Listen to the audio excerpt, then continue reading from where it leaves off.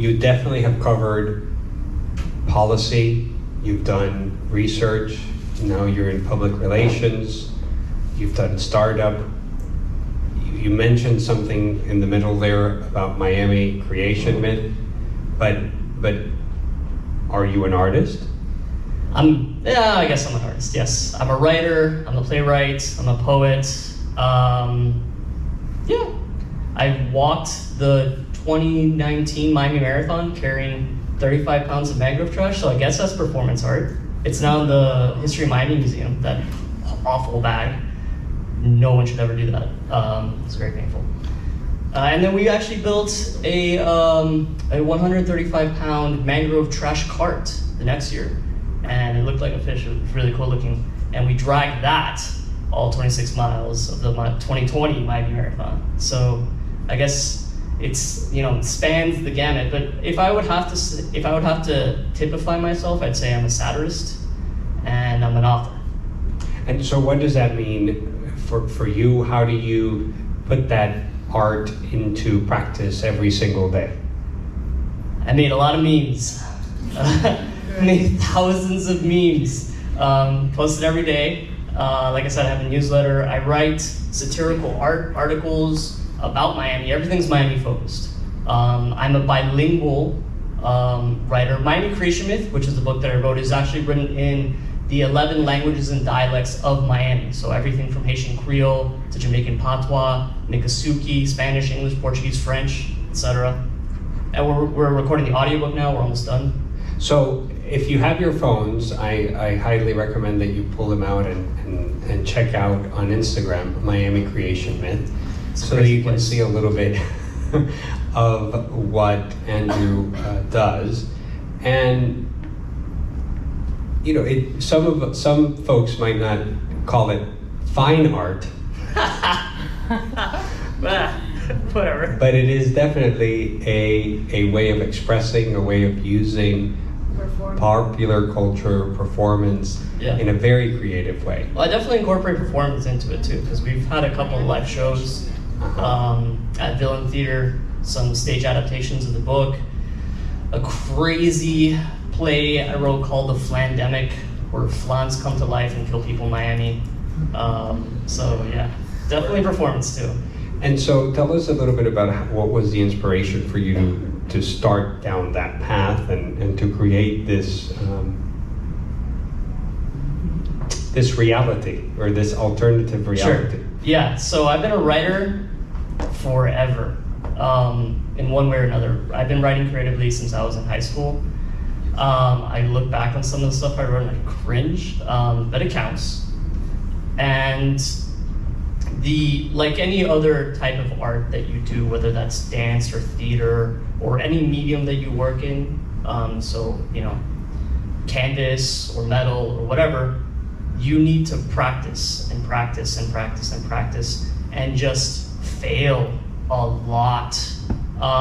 The best thing you can do as an artist is fail, because that means that you challenge yourself and you try to push yourself, and next time you get a little bit better and a little bit better until you master your craft. And I don't think I've mastered my craft just yet. I don't think I ever will. I think that's an ongoing process. But it's something I've just done pathologically my entire life. I've always wanted to write stories. I've always wanted to tell stories. And all artists, regardless of whatever medium you work in, you're a storyteller. It doesn't matter if your art is completely abstract. It is a story you are telling. Even if you don't want to tell a story, the viewer will imply their own story. They will take it, and once it's done, it's no longer yours, it's theirs. So I've been doing that forever, I'd say, and I've incorporated that into my professional career. I've written professionally, basically ever since I left college. Like I said, I have case studies and teaching notes and teaching plans under my belt. I have a peer-reviewed article that I published, and now I continue to write. Like that's whether it's a press release or just like a strategy, a public relations strategy. That's what I do. That's how I live. And then as an artist, like I live so I can do my art. I work so I can do my art. If Cece and I were talking about this, like if I won the lottery tomorrow, what would I do? I would spend my time in the mangroves, get heat exhaustion, come back, and write, and make the silliest things you've ever seen. That's what I would do for a living. And as Andrew was saying, all of that is a form of storytelling, of telling a story, of being part of of putting your art and your medium to interact with your audience in one way or another. Andrew, what has your experience been with your audience? How do they interact with your art? Obviously, they'll go see my plays, right? But the daily interactions that I have with my audience are via social media. So that is how you reach people now. So comments, emails, etc. Some of them are not very positive. Some of them are very negative, especially when I'll say something like, "Hey, how about we be a little less racist in Miami?" That usually gets people pretty upset. You would think that would be something we could all agree on. But it's been, overall, I'd say positive. Yeah, it's been pretty good, I think. And how do you feel about using non-traditional mediums to, one, showcase your work and also interact with your audience? Excellent segue into what I do for a living. So I work in communications, and as an artist, you want to do your art, and that's it. You don't want to freaking learn about accounting or build a business model or, I don't know, write a pitch so that you get some earned media or anything like that. You just want to do your art, but that doesn't cut it anymore. There are so many voices that are vying for your audience's attention that if you don't at least become mediocre at these different aspects, these different entrepreneurial aspects, whether it's business or finance or communications, social media, I'm recording this right now. Why? Because this is executive positioning gold, right? So you have to have that entrepreneurial mindset always, because you can't just make your art. It doesn't matter how good you are unless you get really, really lucky, or you have some patron that falls out of the sky that lifts up your art and says, as a tastemaker, this is art. But that's not going to happen for like 99.999% of people. You have to go out and hustle. You've got to put yourself out there, and you have to find your audience, and you have to stay engaged with them. And I am a firm believer that at the end of the day, having that audience, that feedback, will make you a better artist at the end of the day. They're constant, like you put something out there, they'll have opinions about it, and they'll let you know, rather than you being stuck in your own headspace. And then that has also allowed me to collaborate with a lot of people that I wouldn't have otherwise. I don't speak Haitian Creole. I don't speak Jamaican Patois. I don't speak Miccosukee. But I reached out to people who do. And then I incorporated them into my art. However, there's a really nasty history in art of taking other people's stories by white presenting people and then putting it out there, and you gain all of that, not just the credit, but the money. So not only do you have to bring people into your art and incorporate their stories, because guess what? There are a lot of stories out there that are better than yours. You have to give them credit, and then you have to bring them in on a monetary front as well. So like all of my audiobook actors, they get a percentage of revenue off the audiobook. And those that gave me more insights into their communities get a higher percentage, get an additional markup. So it's a great segue to talk a little bit more about the business side of all of this work and how you're thinking of your work, not just from an artistic perspective, but also from an entrepreneurial perspective. So can you tell us, are you making any money? I am making some money, yes. Okay, good. Yes, but I pay my rent through communications. That's fine, but we live in a very multifaceted world these days, so we can do more than one thing at a time. And how do you see yourself as an entrepreneur and an artist? Where do those two overlap first? The art is almost the easy part. The art was me writing a book or me writing a script. And yes, even me making stupid memes or writing a satirical story. That's the art. That's the part that I love doing.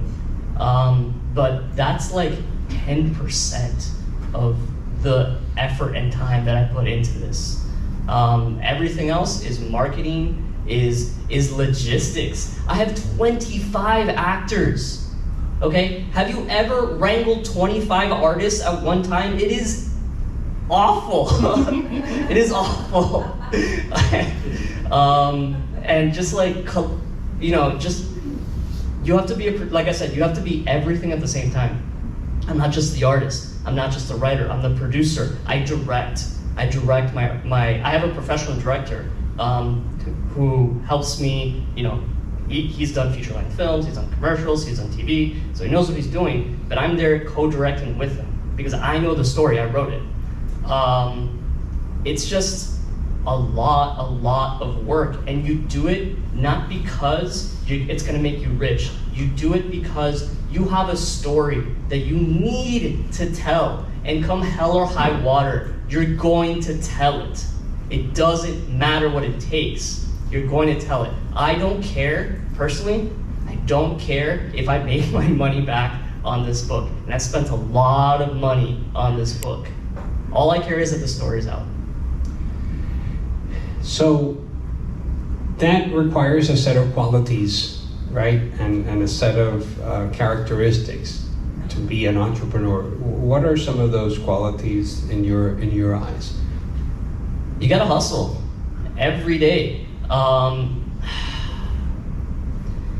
Especially if you want to tell diverse stories, especially if you don't want to tell another story of some mediocre white person having a middle-aged crisis. If you want to tell stories from different communities and in different languages, it's going to be extra hard because the gatekeepers in art continue to be the same ones they've always been.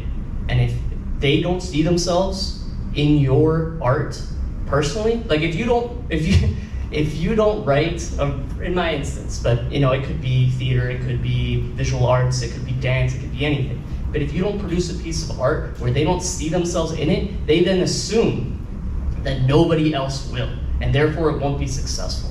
So you have to do the same thing that, you know, my parents did, my refugee parents did, that every person of color and every LGBTQ plus person who's ever wanted to tell a story or ever wanted to get anything done has to do, which is work 5 times as hard and hustle and find connections and make your own luck, essentially, in order to get your story out. That's what you're gonna have to do.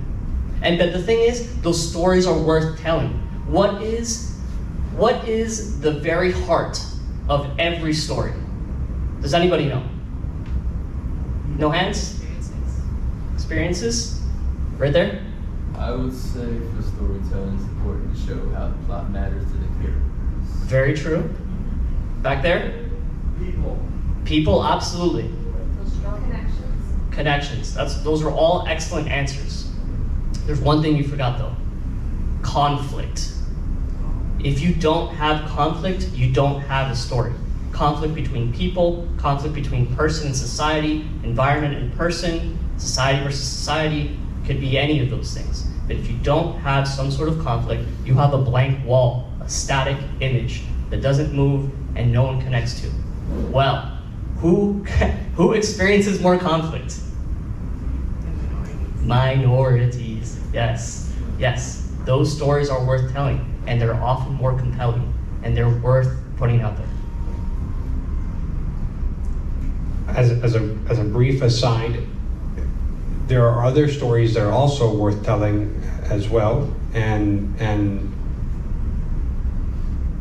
more mainstream stories will continue to exist because we still live in a very diverse and plural society here, and so how do you, and especially if those gatekeepers are individuals who are not minorities, there is a way to have dialogue and communication between both sides, right? Sure. It's just gonna be harder. And you're gonna get more no's.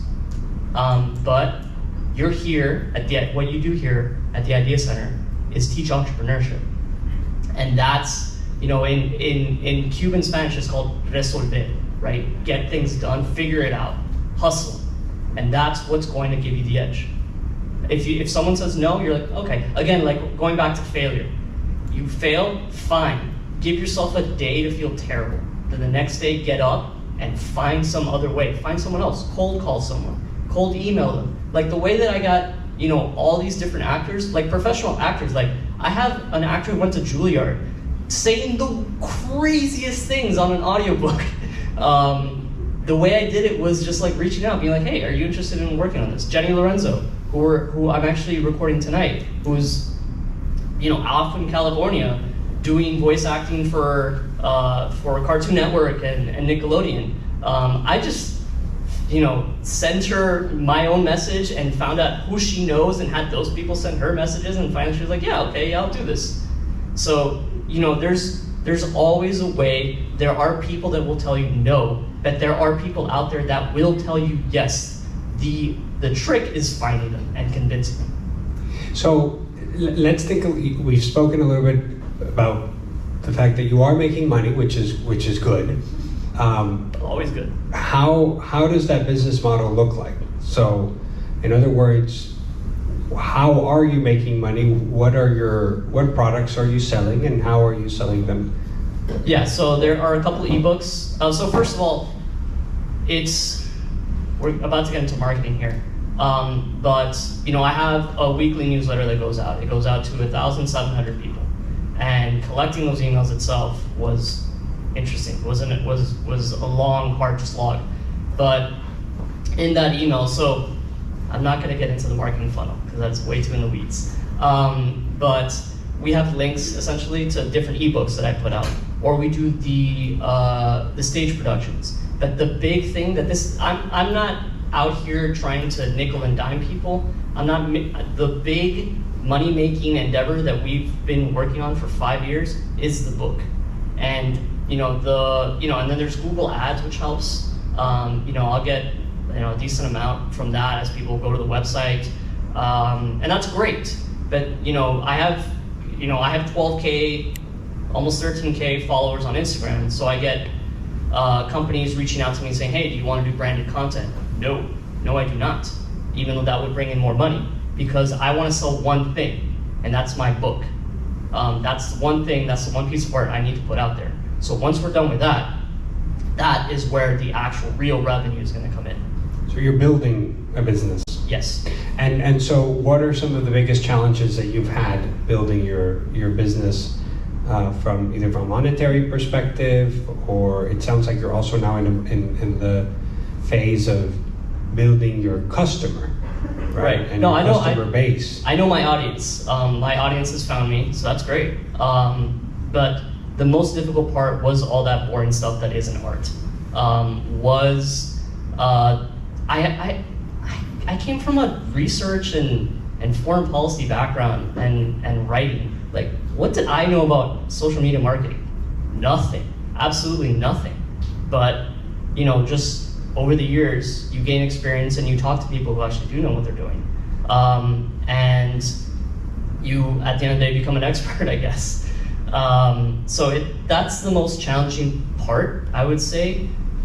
It's also a constant grind.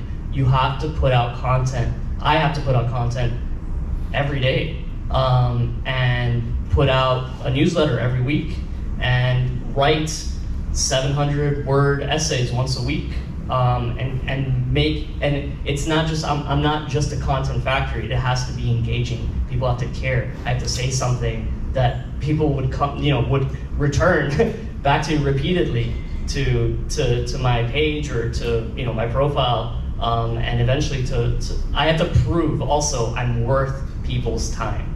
And is that process, because it is a process, right? Is that process an art, a science, a little bit of both? There's art in it.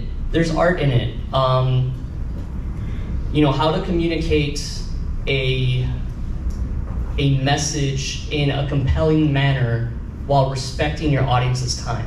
So I can make you read a 5,000 word essay, then I'm not going to do that, because maybe I can communicate all that through a visual image, or maybe I can communicate that through a 1-minute video, and audiences will appreciate that. You always, William Shakespeare said brevity is the soul of wit. But brevity, as long as you can effectively communicate, is the soul of business, the soul of communications. And so that's the art part. What about the science? Are you thinking through a strategy for Yeah. making? How does that work? So in I your have, brain? I have the back end of, all my social media profiles, as well as my, you have Google Analytics, and I'm constantly combing through the analytics. I'm looking at what did people connect with, what worked, what didn't work, because, I fail all the time.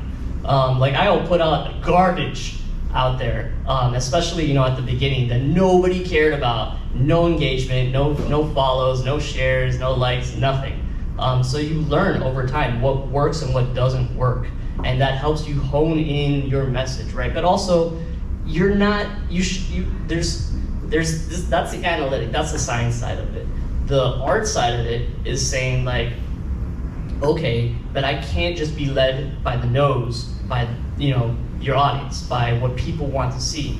I have to come up with something innovative, something that will be compelling, that I don't know if it's gonna work.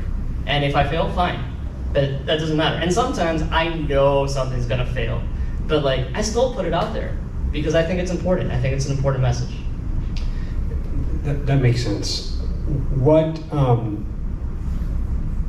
type of guidance? So this has been it can be a lonely journey, right? The artistic side, the entrepreneurial side. So how have you gained the knowledge and the expertise and the right people around you to help you along the way? Failure. Just keep failing, keep writing garbage, keep producing garbage, and eventually it stops being less garbage, and it becomes better. And I also want to go back to something you said, that it being a lonely process. I mean, I know from other artists who I know that yes, it is a very lonely process for those individuals.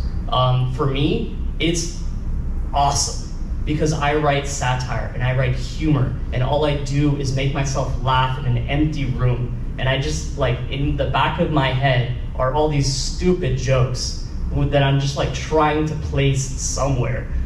So for me, it is a very joyful experience. Even though I'm writing about very dark topics, even though I can write about gentrification or racism or classism in Miami and elsewhere, there's always humor in what I write. And for me, that's where the joy comes from. The joy is in the process. You've talked about failure several times, but it takes a lot to be able to recover from failure all over and over again. And it can also take a lot to deal with a lonely journey, and it can take a lot maybe if the financial part does not work out and there is a financial failure as part of it. So how do you stay sane throughout the whole process? I make myself laugh constantly in the car, at home, whatever. But also I've built a community around me. This is really important. Find your people. Find the other people that are struggling, the other artists that want to do what you're doing, that understand what you're going through in order to produce your art. And they'll be there when everything sucks, and they'll understand what you're going through. They'll understand the pain, they'll understand the disappointment, and they'll be there to pick you up. And that segues into something else that I definitely want to communicate to everyone here, which is don't be an asshole. Artists, the art scene, the art sector is full of jerks. Don't be another one. Everyone is struggling. No one is, very few people are getting rich from this. So be kind to each other. You might think you are making the most important piece of art that's ever been created, but you're probably not. Maybe one day you will. So don't be a jerk to people around you while you're doing it.